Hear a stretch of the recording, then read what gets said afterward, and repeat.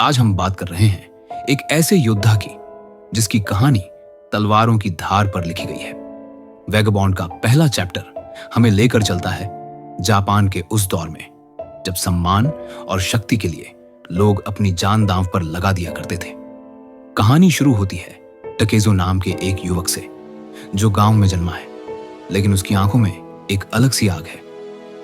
टेकेजो कोई साधारण लड़का नहीं है, उसके अंदर कुछ ऐसा है जो उसे भीड़ से अलग बनाता है। उसका सपना है दुनिया का सबसे ताकतवर सोर्ड्समैन बनना, लेकिन उसका रास्ता आसान नहीं है। टेकेजो का बचपन बेहद कठिनाइयों से भरा रहा।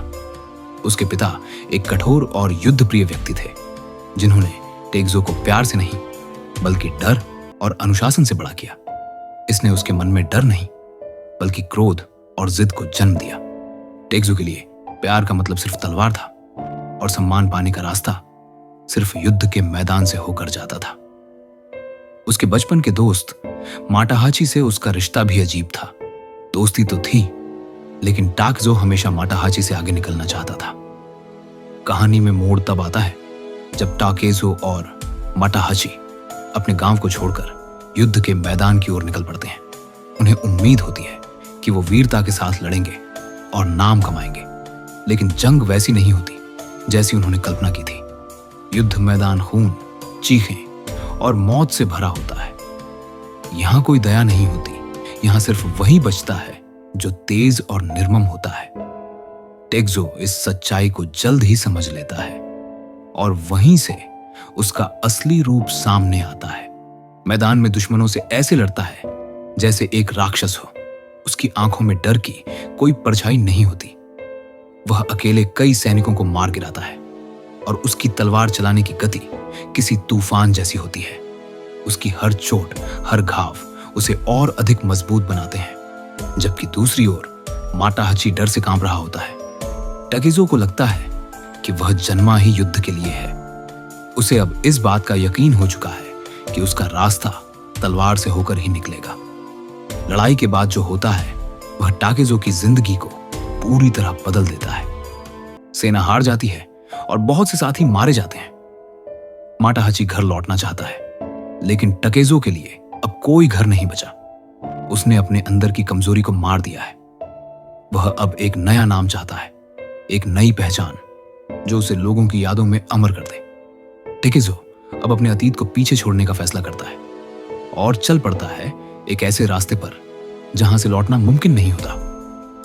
टेकेजो अब एक रोनिन बन चुका है, एक ऐसा योद्धा जिसका कोई मालिक नहीं होता और जो सिर्फ अपने सिद्धांतों के लिए लड़ता है।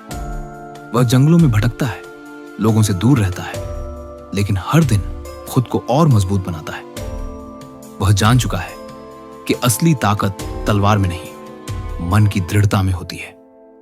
अब वह सिर्फ अपनी ताकत को नहीं बल्कि अपने विचारों को भी निखार रहा है। हर रात उसे उसके सपनों में युद्ध के दृश्य दिखाई देते हैं और हर सुबह वह और अधिक क्रूर बनकर उठता है।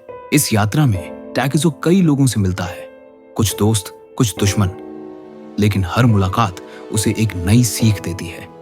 कुछ लोग उसे दानव समझते हैं तो कुछ उसे एक खोया हुआ योद्धा, लेकिन टेकेजो अब किसी की राय से नहीं डरता।